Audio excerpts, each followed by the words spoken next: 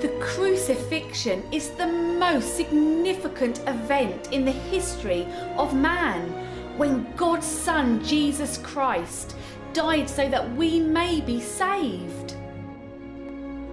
Since that day, people have struggled to prove to themselves and others that the events described in the Bible really happened. Yet there remains only one real piece of concrete physical evidence for us to look to in order to discover the true face of Jesus.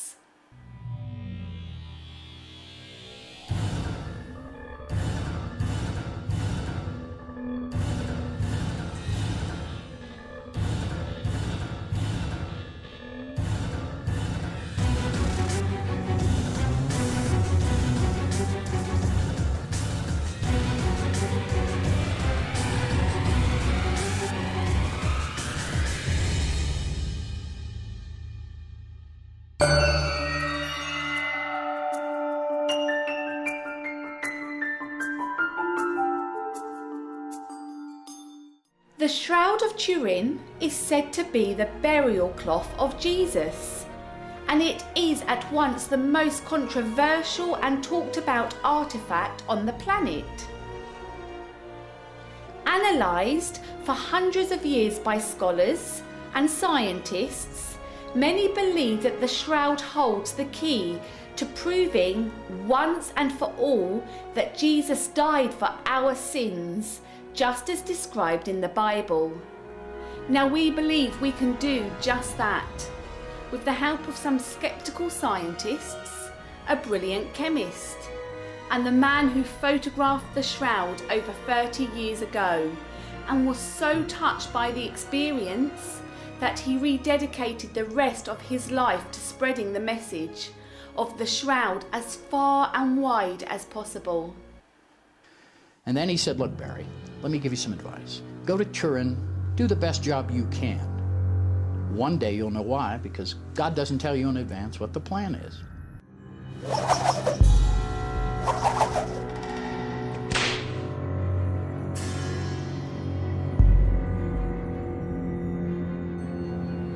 Join us as we embark on a journey to uncover the truth about the Shroud of Turin and the true face of Jesus Christ.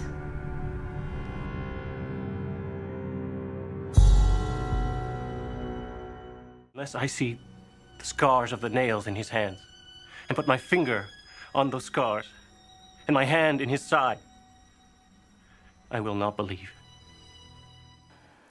The world is full of doubting Thomases, people who need to see with their own eyes the physical proof of things that others are willing to believe on faith alone. Seek and ye shall find, said Jesus. And it was in the spirit that the Shroud of Turin research project set out in 1978 to try to uncover the truth about the shroud. Dozens of the world's best scientists from the Los Alamos National Scientific Laboratories in the US, Air Force Academy and NASA's Jet Propulsion Lab, amongst others, converged on Turin, where they spent 120 hours running over 1,000 tests and taking over 30,000 photographs of the cloth in which Jesus was buried. Amongst them was expert photographer Barry Schwartz. Of course, I founded Shroud.com 12 years ago in 1996, and that website has grown to become the largest and the oldest and probably the most relevant website on the Shroud of Turin on the entire internet. And the reason for that simply is that I have no bias from a Christian or non-Christian point of view. I can stick to the science, I can stick to the facts. Barry Schwartz, like many of the scientists on the Shroud research team, was a skeptic. He was in Turin as a professional just doing his job. But what the team found when they got there was to change their lives forever. Now remember that there were hundreds of tests taken in '78 that indicated the Shroud was not a painting, was not a photograph, it was not the kind of thing that one would expect to be a manufactured relic. And a wealth of other evidence gathered by our team and others indicated that the Shroud was not a fake, that it was not a medieval painting, forgery, hoax, photograph, rubbing, etching, dust painting. These are all things that have been basically used to try and describe the Shroud and what it might have been. So the first thing that the scientists found, much to their surprise and delight, was that the Shroud was not a fake. At least insofar as it was not created by any artistic means currently known to mankind. All of the research team's tests indicated that this was a genuine burial cloth. But then how could they be sure that it was actually the Shroud of Jesus Christ and nobody else? Obviously, the most important thing on the Shroud of Turin is the image of a man, front and back, ventral and dorsal, that appears along the full length of the cloth, with the ventral and dorsal images head to head with an appropriate space between them for the cloth to have been wrapped the way it was. Of course, the most important thing that we see, if we look at the ventral image, front image, is the man himself. And as he stands there, you can see his arms crossed before him. You can see his shoulders, although they were damaged in the fire of 1532 and there are holes and patches there now. You can then see the legs, the knees, the thighs, the calves, and even the feet on the ventral image. Now, when you look at the Shroud a little closer, you'll also see a number of stains.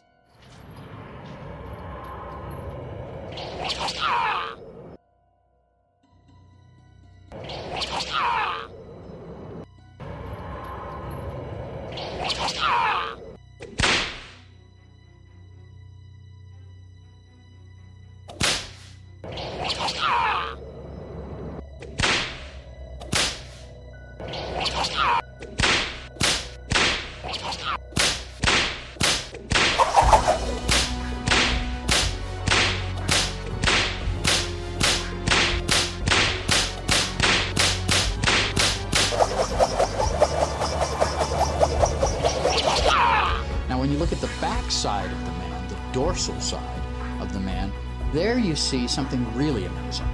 There are a lot of markings across the back. Now, if you look closely, you'll find these extend all the way down past the buttocks to the back of the legs. And even on the front or ventral view, you'll find many of these because these are dumbbell-shaped markings, scourge wounds from a Roman flagrum. And a Roman flagrum had 3 thongs, leather usually, and at the end of each, a dumbbell-shaped lead or bone weight. And these are the marks that we see on the Shroud of Turin. We see dumbbell-shaped bruises, many of them that drew blood, actually broke the skin, and these cover the man's body, not just the back where they're predominant, but also many came around the front, because as the scourger moved a little closer, his whip would then wrap around the front of the body and leave markings on the front of the body as well. Now, if we look at the face of the man of the Shroud, we see blood stains on the forehead. And if we go further, we see blood stains in the hair.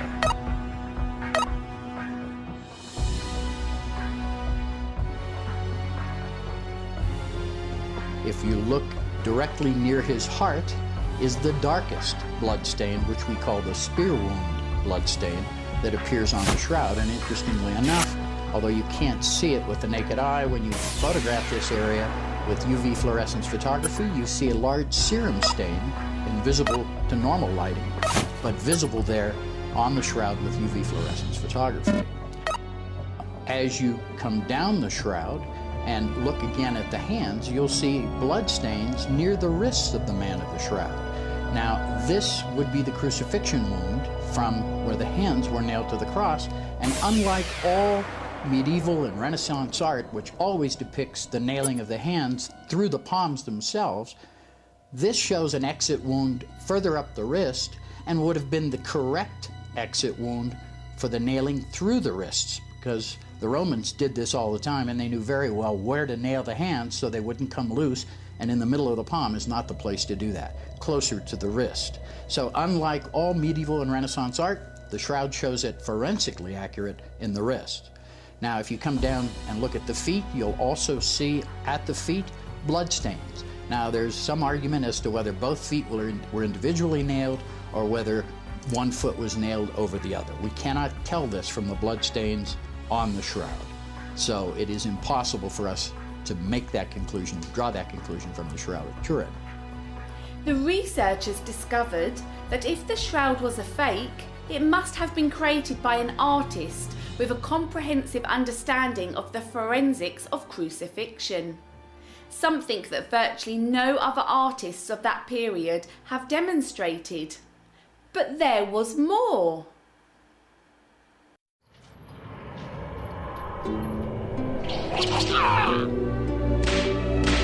So the bloodstains on the shroud clearly correspond to the wounds of a man who has been whipped and scourged before being crucified. Why is this important? Well, because the Romans didn't usually treat prisoners this way before an execution. But we know from the Gospels that Pontius Pilate was very uncomfortable with the idea of killing Jesus, who in his eyes had committed no crime. So Pilate went outside to them and asked, "What do you accuse this man of?" We would not have brought him to you if he had not committed a crime. "Then you yourselves take him and try him according to your own law." We are not allowed to put anyone to death. This happened in order to make come true what Jesus had said when he indicated the kind of death he would die. Then Pilate went back outside to the people and said to them, "I cannot find any reason to condemn him, but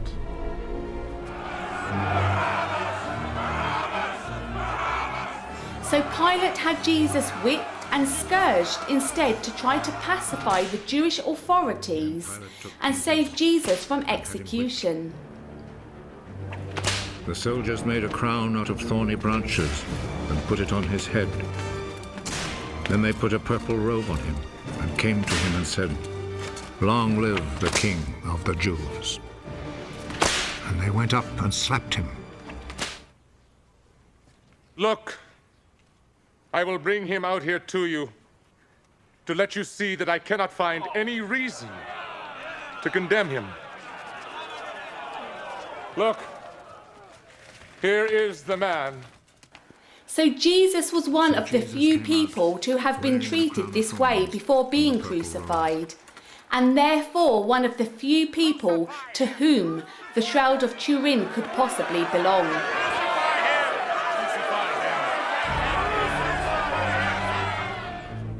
You take him then and crucify him. I find no reason to condemn him. We have a law that says he ought to die because he claimed to be the Son of God. And what of the crown of thorns mentioned by the Gospels? We have stains on the shroud, on the head, as if from a cap or crown of thorns.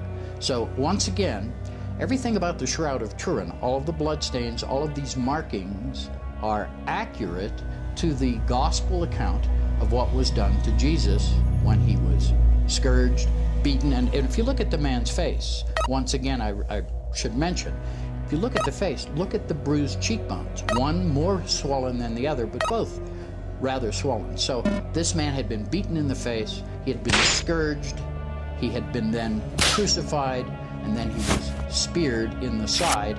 And what we have here is an accurate depiction, forensically accurate, of a crucified man, exactly as the gospel accounts of Jesus. So far, so good. Over 1,000 tests later, the research team had determined that this was very possibly the true burial shroud of Jesus. The whole world was abuzz with the talk of the Shroud of Turin, and what it might mean if we finally had real, physical, undisputable scientific proof of the crucifixion. But then something happened to throw the whole question into doubt again. Probably the most important scientific test that was performed on the Shroud of Turin after our examination of the cloth in 1978 was the carbon-14 or radiocarbon dating that was performed on the Shroud in 1988, 10 years later. Interestingly enough, there was a 2-hour debate as they stood over the Shroud as to where to take this single sample from. And ultimately, it was decided to take it from a corner of the Shroud, far away from the image and the other bloodstains and things on the Shroud, but not far from a water stain and a scorch, but down in this corner, right next to an existing seam, so it would appear that this was authentic Shroud of Turin. Although in our photographs of 1978, even the regular white light photographs, there was a different color in that area, but we weren't really that concerned about that part of the Shroud since we weren't thinking about radiocarbon dating in 78, so we didn't pay much attention to that corner. In 88, that's the corner they sampled from. They took a piece, they cut it into thirds, and each was distributed to the 3 laboratories that remained involved in the testing.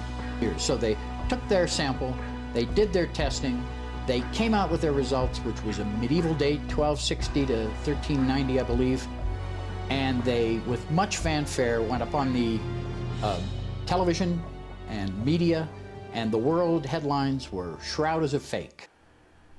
Sounds familiar?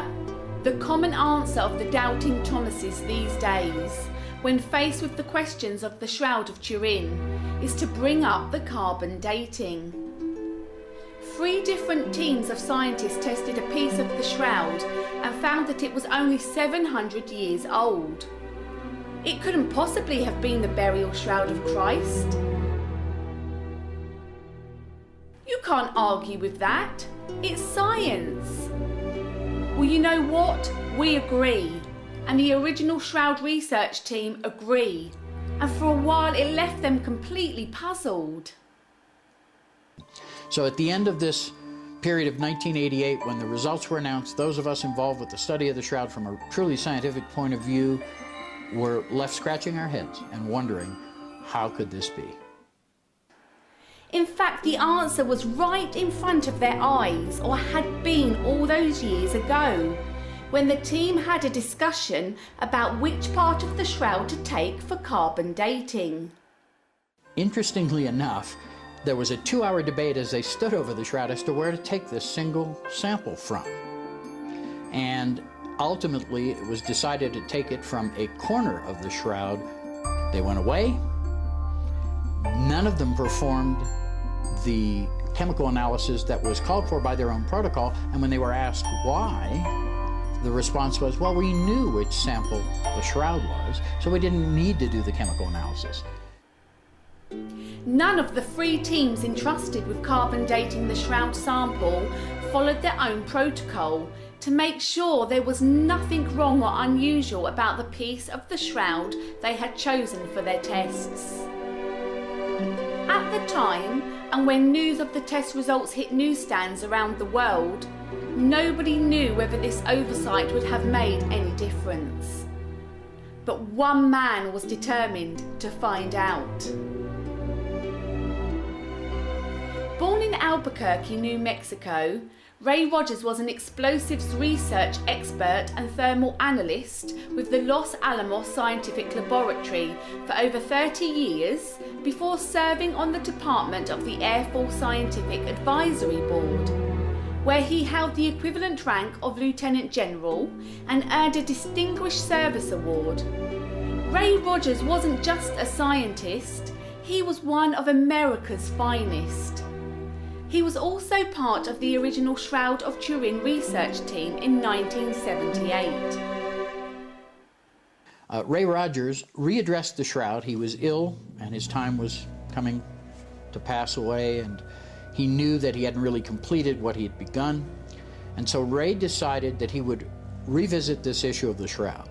And one of the first things that prompted him to do so was a paper that was published in 2000 by Joe Marino and Sue Benford that claimed that the corner from which the radiocarbon sample had been taken was in fact a rewoven, patched, or repaired corner.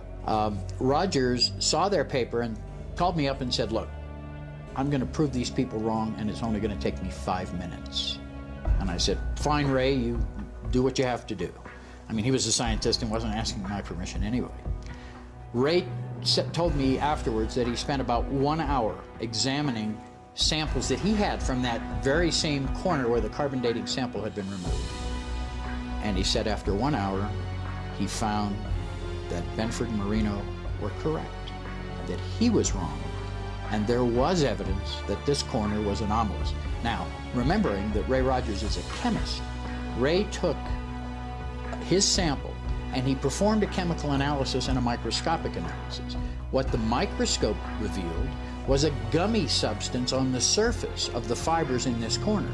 When he did the chemical analysis of the gummy substance, he found that it was gum arabic, and when he looked inside the gum arabic under the microscope, he found little particles of a dye that came from the madder root plant. This was a strange discovery, which on its own offered no real answers about how the radiocarbon dating could have produced such a strange result. But there was more. The other thing he found that was very unique was cotton interwoven with the linen itself, and there was no cotton found anywhere else interwoven into the fibers of the shroud linen. So this made it unique. Well, this changed everything. And consequently, Ray found a splice. In one of his samples, he actually found an end-to-end splice. And so this is not found in the rest of the shroud. One can look at the transmitted light photographs that I made, light passing through the shroud, and in many places you could see where at the end of a piece of yarn, a hank of yarn, when they had to attach a new hank of yarn, they just laid one literally right on top of the other and slammed down the loom device and kept on weaving. There were no splices found elsewhere in the shroud, but there is a splice in this corner. Now, to be certain that he was correct, because Ray was a really empirical scientist, Ray Rogers obtained a reserve piece of the actual sample cut for radiocarbon dating back in 1988 from the Turin authorities. So he obtained this sample and he performed the same chemical analysis on this and found exactly the same thing. So we now know that this sample, this corner of the shroud, is anomalous and is not the same as the rest of the shroud. Remember that when Ray Rogers decided to undertake this new test, he didn't believe that the corner of the shroud could have been rewoven or in any way tampered with. The people who were suggesting as much, their theory was ridiculous, he said. They weren't scientists, he said. He was going to prove them wrong in 5 minutes, he said. Instead, it took Ray Rogers just 5 minutes to undermine the single biggest doubt cast upon the authenticity of the shroud. Now, this is extremely important, obviously, from a radiocarbon dating point of view, because if there's a rewoven section that was done somewhere in medieval times, well then, by all means, that would yield a different radiocarbon date than some of the shroud that was not manipulated elsewhere on the cloth. So had more than one sample been taken, perhaps we would have had some indication right away that there was a discrepancy between this corner and the rest of the cloth, but because that was the only sample taken, everybody drew their conclusions virtually from a single sample. And although 3 different labs tested it, they all tested the same sample, so it was really only one test done 3 times, not 3 different tests, because they all used the same AMS radiocarbon dating technique. It's important to keep in mind the backgrounds of Ray Rogers and Barry Schwartz.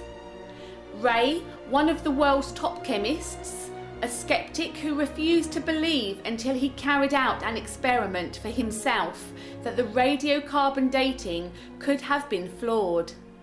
Barry, also a skeptic when he joined the Shroud research team, a Jewish man investigating a Christian relic. These guys placed their absolute faith in science and in facts, and spoke only the truth as they saw it with their own eyes. They had no hidden agendas.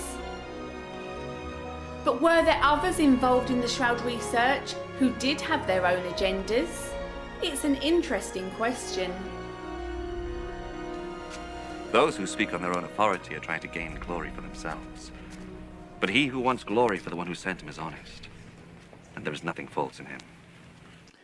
Perhaps the greatest irony of this whole process is that had the 3 laboratories performed the chemical analysis that was part of their original protocol back in 1988, had they performed that chemical analysis, had they looked at these samples under the microscope and then chemically, as Ray Rogers did, perhaps they too would have found this anomaly in this area and gone back and said, look, we do need to get some samples from elsewhere on the Shroud.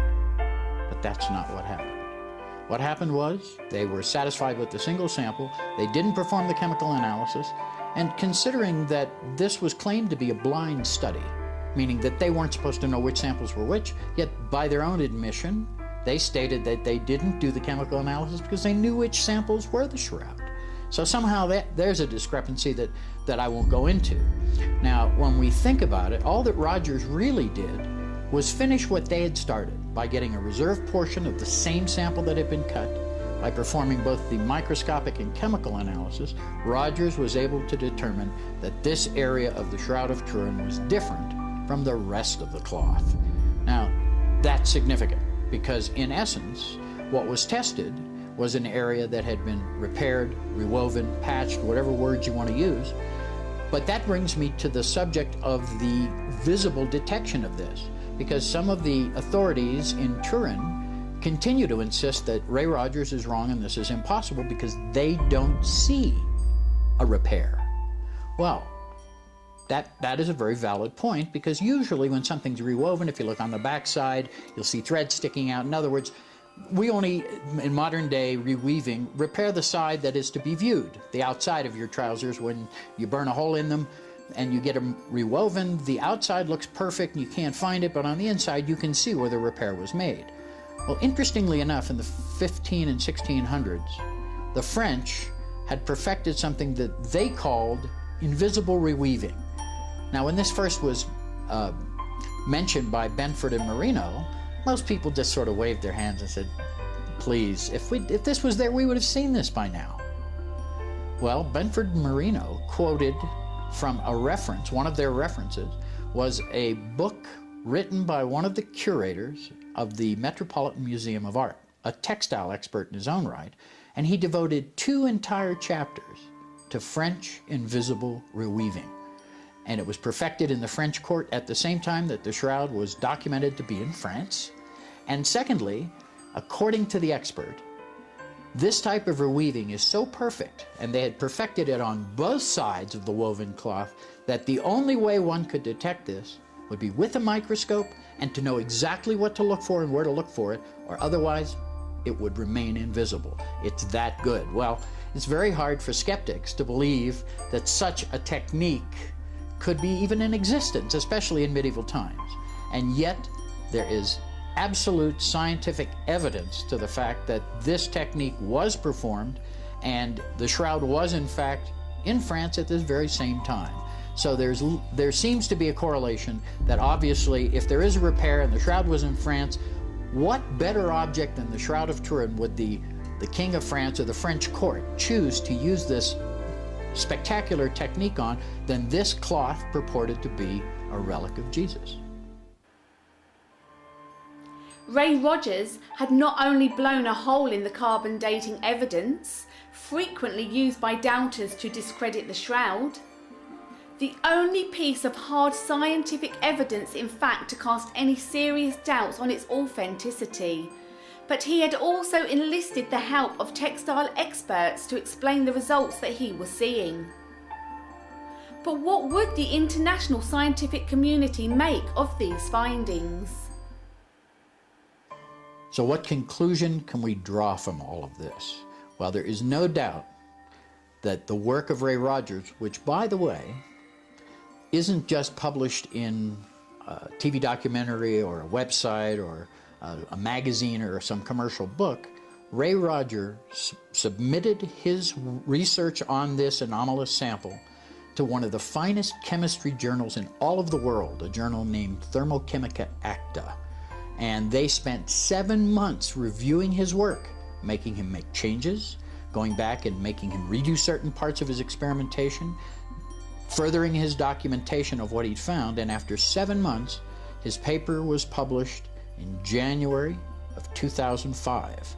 So we now have the first piece of peer-reviewed scientific evidence that's appeared in a refereed scientific journal proving that the sample used in 1988 for the radiocarbon dating of the Shroud was in fact anomalous, did not represent the main body of the Shroud cloth, and consequently the Shroud of Turin itself was not dated, but only this repaired corner was dated, which was obviously a synthesis of both old and new threads, yielding the medieval date that was concluded by the 1988 radiocarbon dating.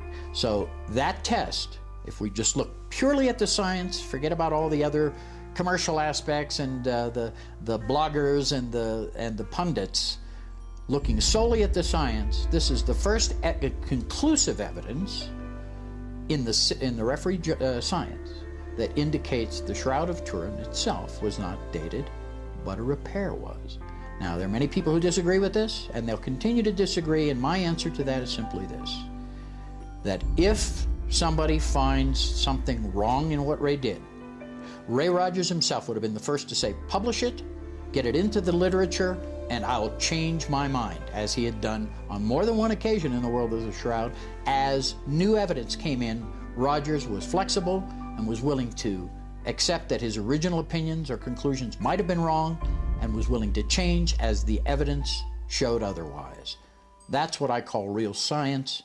I've been privileged to be a part of that, and that's why I firmly believe that the radiocarbon dating of the Shroud of Turin in 1988 did not in fact date the actual Shroud, but dated this repaired corner.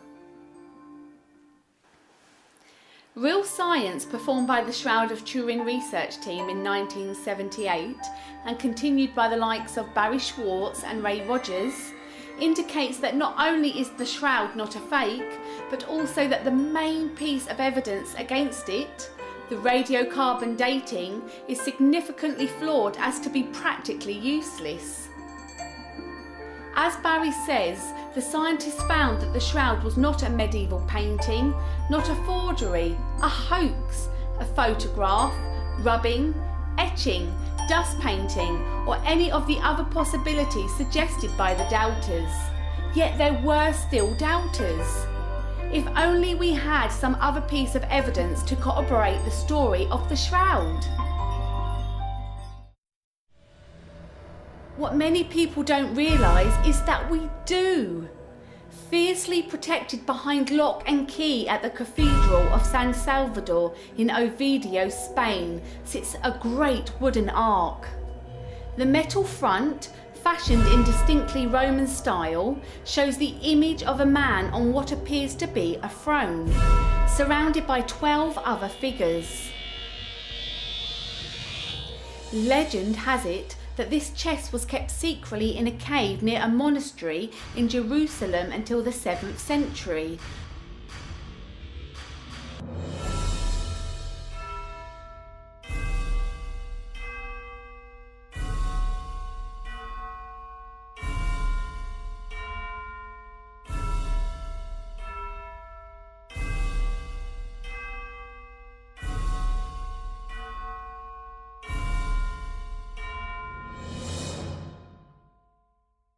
Early on Sunday morning, while it was still dark, Mary Magdalene went to the tomb and saw that the stone had been taken away from the entrance.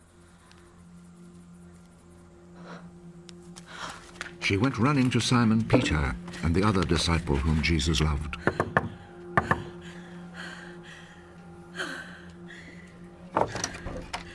They have taken the Lord from the tomb, and We don't know where they've put him. Then Peter and the other disciple went to the tomb. The two of them were running, but the other disciple ran faster than Peter and reached the tomb first. He bent over and saw the linen cloths, but he did not go in. Behind him came Simon Peter, and he went straight into the tomb.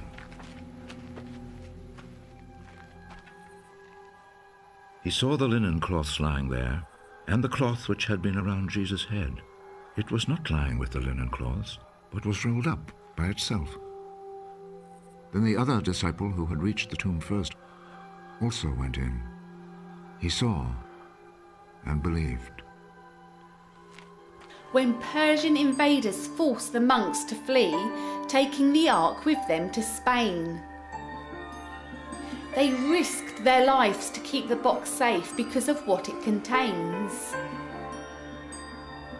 Inside the Roman ark at the cathedral in Oviedo is a piece of cloth known as the Cidarium of Oviedo.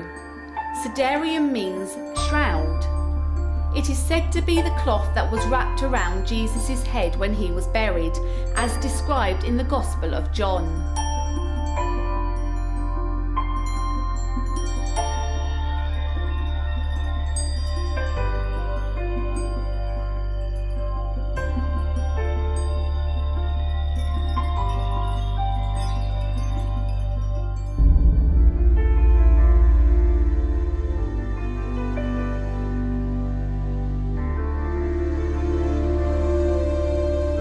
Blood tests conducted on the Cidarium and the Shroud of Turin prove that both are of the same blood type, AB, a rare blood type amongst medieval Europeans but common in the Middle East.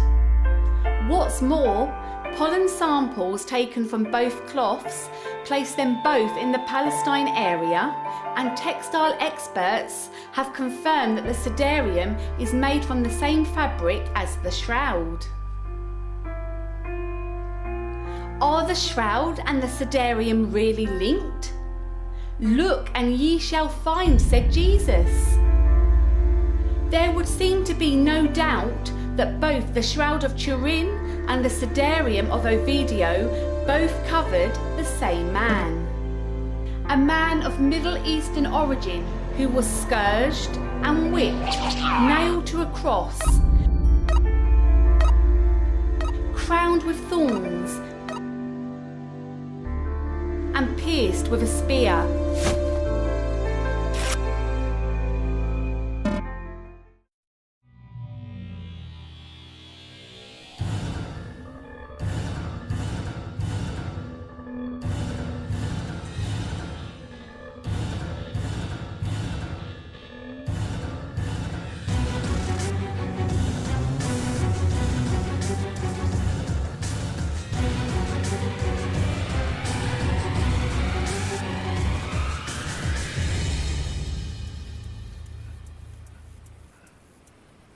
It is finished. Then he bowed his head and gave up his spirit.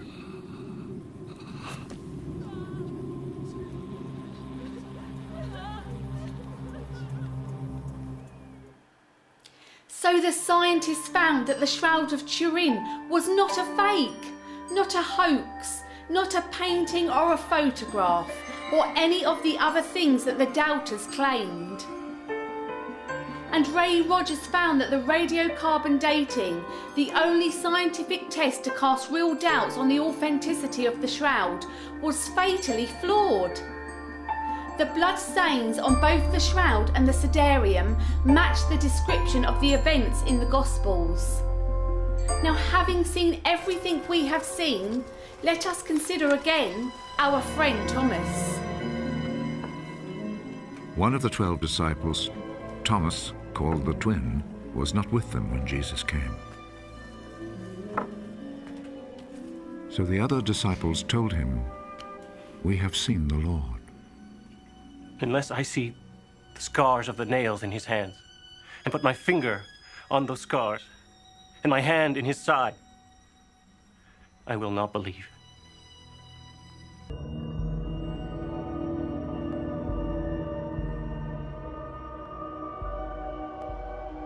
Unless I see the scars of the nails in his hand, and put my finger on those scars, and my hand in his side, I will not believe.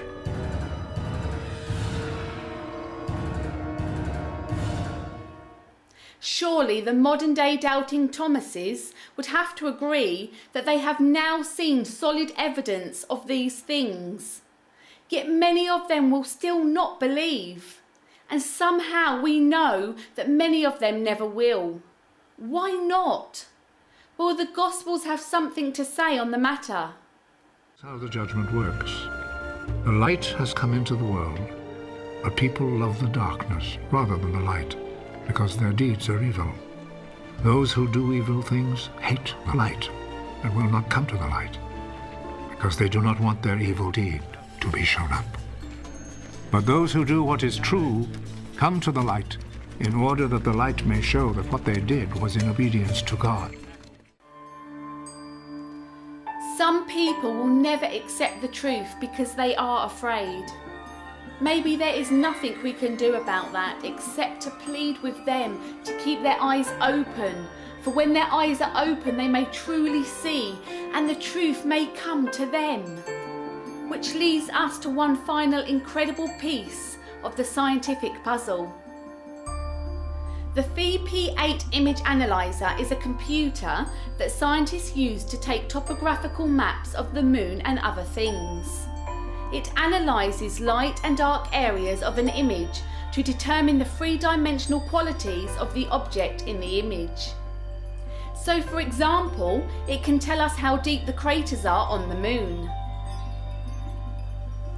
The VP8 analyzer needs photographs to be taken in a particular way in order to be accurate. A normal photograph fed into the machine will just display a jumbled mess of light and dark patches, because the light and dark areas of a regular photograph have little to do with how far away the subject is. Well, just out of curiosity, a group of scientists at the Los Alamos National Laboratories fed a photograph of the Shroud through a VP8 image analyzer.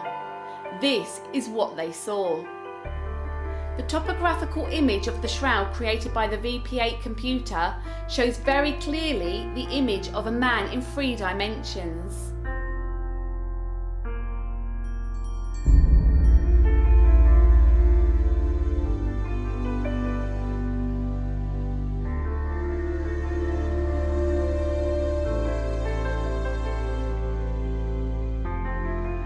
The image is darker where his body would have touched the cloth directly, like his nose, and fainter where it would have been further away, like his neck.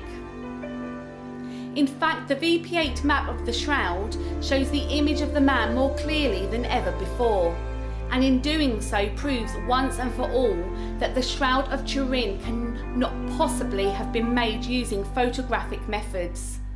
In fact, this discovery convinced the scientists at Los Alamos that the image on the Shroud must have been formed by the cloth being draped over a real human being. The Shroud of Turin is a truly unique artifact, a 3-dimensional image on a 2-dimensional piece of cloth. This in itself is something of a miracle. It suggests that the image on the Shroud was intended to be viewed as more than just a picture. It suggests that the Shroud itself is trying to say something to those willing to look hard enough. But what? Renowned Christian scholar and medical doctor Richard Kent has some thoughts on the matter. Jesus said, "The knowledge of the secrets of the kingdom of God has been given to you. But to others I speak in parables, so that though seeing, they may not see, though hearing, they may not understand." Could the Shroud of Turin be a parable for modern times, a physical manifestation of Jesus' promise that those who seek shall find, that those who believe in him will understand the secrets of the kingdom? You know, God is sending us messages every day, letting us know that he is here and watching over us, but many people never see or hear those messages because they're simply not looking or listening for the truth. I think that if you look again at the image on the Shroud with your mind and heart open, the truth of the matter couldn't be clearer. the Shroud's image is not a really bright, distinct image that pops out at you. It's certainly not anything like any painting or photograph. And interesting little story, when my son saw it with me in 1998, he was 18 at the time, we stood before the actual Shroud in the Turin Cathedral. And being a tall kid, he leaned down and whispered in my ear, "That's not a painting." Well, I didn't want to disrespect those who were there, you know, in the cathedral, so I waited until we exited the cathedral, and I turned to him and I said, "David, what prompted you to say that? How do you reach that conclusion that it's not a painting just from looking at it?" And he says, "Look," he says, "artists spend their whole lives trying to perfect their art, their craft, so that when they paint something, it's clear, it's understandable, it's obvious. The Shroud is so subtle that at the distance that we were standing, we could see the image distinctly, but as you get closer, for example, within arm's length of the Shroud of Turin, you have to keep standing away from it, stepping away from it again and saying, well, what exactly am I looking at? Because it's so subtle. And the closer you get, the harder it is to see. So I think that when you look at the Shroud itself and you realize the subtlety of what's there, why would an artist even conceive of doing something like this when we have literally scores of replicas made of the Shroud of Turin by artists, professional artists, who were allowed to view the Shroud itself and then paint their replica. And no one has even come close. They're cartoon-like by comparison to the subtleties and the detail within the image of the man on the Shroud. And it's funny how sometimes the skeptics will say, well, you know, the Shroud is too perfect, therefore it must be a fake. Well, what's interesting about that is, if the Shroud were less perfect, meaning the science of the Shroud were less perfect, they would say, well, it's not perfect, so it must be a fake. So there is absolutely no way, apparently, to please the skeptics who will forever look at the Shroud of Turin and say, it's a fake. It's a medieval hoax. And so, in the end, I think maybe the most important thing about the Shroud is it's an enigma that continues to baffle us in certain areas. You get chemistry right and the physics isn't right. You get the physics right and the chemistry seems wrong. It seems as if it defies us. And perhaps it's meant to do so. Perhaps the real value of the Shroud is in making us think about it. Is it real? And if it is, what does it mean? And so in the end, I think each one of us has to search in our own hearts, to look at the Shroud and study its image, and then we have to decide in our own hearts, what does this really mean? I don't think it's something that can be done externally. I think it's something that each of us must do in our own hearts. And I think that may be the only place we'll ever find the answer to the Shroud of Turin. If you remain in me and my words remain in you, then you will ask for anything you wish, and you shall have it. My Father's glory is shown by your bearing much fruit, and in this way you become my disciples. I love you, just as the Father loves me. Remain in my love. If you obey my commands, you will remain in my love, just as I have obeyed my Father's commands, and remain in his love. I have told you this, so that my joy may be in you, and that your joy may be complete. My commandment is this: love one another, just as I love you. The greatest love you can have for your friends is to give your life for them, and you are my friends, if you do what I command you. I do not call you servants any longer, because servants do not know what their master is doing. Instead, I call you friends, because I have told you everything I heard from my Father. You did not choose me. I chose you, and appointed you to go and bear much fruit. The kind of fruit that endures. And so, the Father will give you whatever you ask of him in my name. This, then, is what I command you.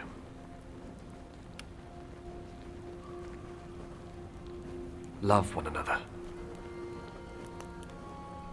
If the world hates you, just remember that it has hated me first. If you belong to the world, then the world would love you as its own. But I chose you from this world, and you do not belong to it. That is why the world hates you. Remember what I told you.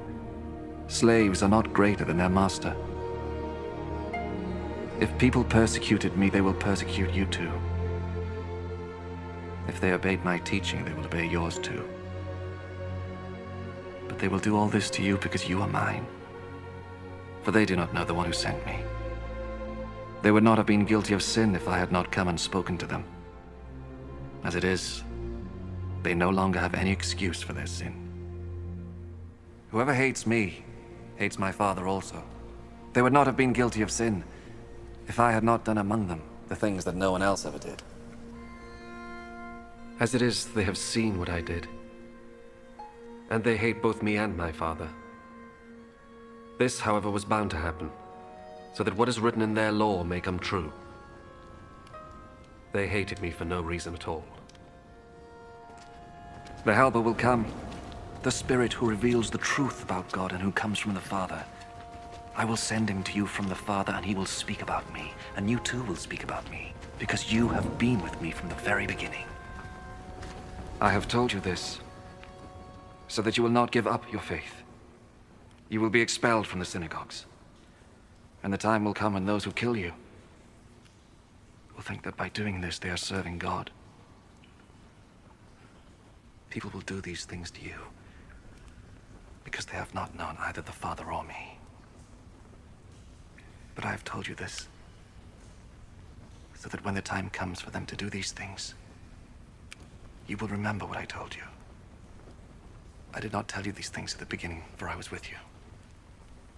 But now I am going to him who sent me. Yet none of you asks me where I am going. And now that I have told you, your hearts are full of sadness. But I am telling you the truth. It is better for you that I go away. Because if I do not go, the Helper will not come to you. But if I do go away, then I will send him to you. And when he comes, he will prove to the people of the world that they are wrong about sin, and about what is right, and about God's judgment. They are wrong about sin because they do not believe in me. They are wrong about what is right because I am going to the Father and you will not see me anymore. And they are wrong about judgment because the ruler of this world has already been judged. I have much more to tell you, but now it would be too much for you to bear. When, however, the Spirit comes, who reveals the truth about God, he will lead you into all the truth. He will not speak on his own authority, but he will speak of what he hears, and will tell you of things to come. He will give me glory, because he will take what I say and tell it to you. All that my Father has is mine. That is why I said that the Spirit will take what I give him and tell it to you. In a little while you will not see me anymore. And then a little while later you will see me. Some of his disciples asked among themselves, "What does this mean?"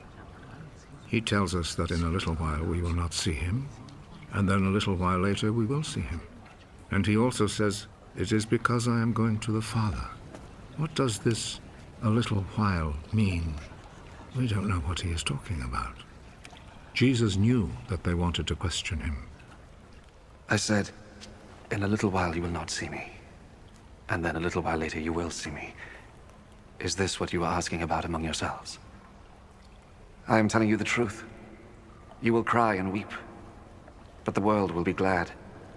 You will be sad, but your sadness will turn into gladness. When a woman is about to give birth, she is sad because the hour of suffering has come. But when the baby is born, she forgets her suffering, because she is happy that her baby has been born into the world. That is how it is with you. Now you are sad, but I will see you again, and your hearts will be filled with gladness, the kind of gladness that no one can take away from you.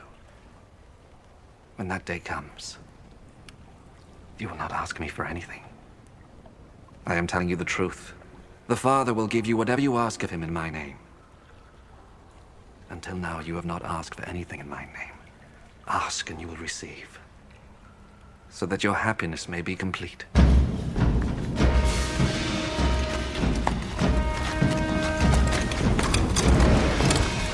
I have used figures of speech to tell you these things. But the time will come when I will not use figures of speech, but will speak to you plainly about the Father. When that day comes, you will ask him in my name. And I do not say that I will ask him in your behalf, for the Father himself loves you. He loves you because you love me, and have believed that I came from God. I did come from the Father, and I came into the world. And now I am leaving the world and going to the Father. Then his disciples said to him, "Now you are speaking plainly, without using figures of speech. We know now that you know everything. You do not need to have someone ask you questions. This makes us believe that you came from God." Do you believe now? The time is coming, it is already here, when all of you will be scattered, each of you to your own home. And I will be left all alone. But I am not really alone, because the Father is with me. I have told you this so that you will have peace by being united to me. The world will make you suffer, but be brave. I have defeated the world. After Jesus finished saying this, he looked up to heaven and said, Father, the hour has come. Give glory to your Son, so that the Son may give glory to you. For you gave him authority over all people, so that he might give eternal life to all those you gave him. And eternal life means to know you, the only true. Lord Jesus, you died that I might live forever in your kingdom of peace and righteousness. Strengthen my faith that I may know the power of your resurrection and live in the hope of seeing you face to face forever. Amen. Doors were locked, but Jesus came and stood among them.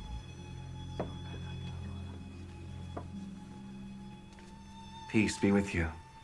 Put your finger here and look at my hands. Then reach out your hand and put it in my side. Stop your doubting and believe. My Lord and my God.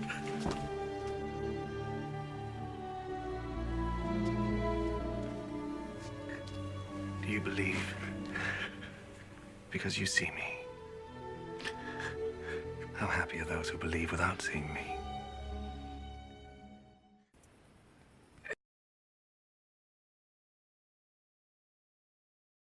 Give us this bread.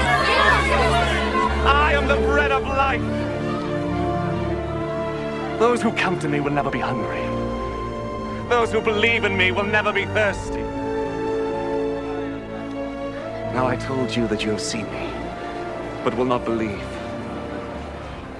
Everyone whom my Father gives me will come to me.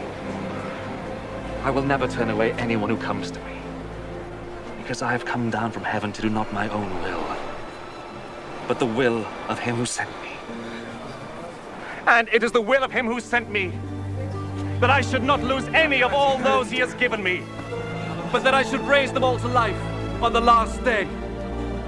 For what my Father wants is that all who see the Son and believe in him should have eternal life. And I will raise them to life on the last day.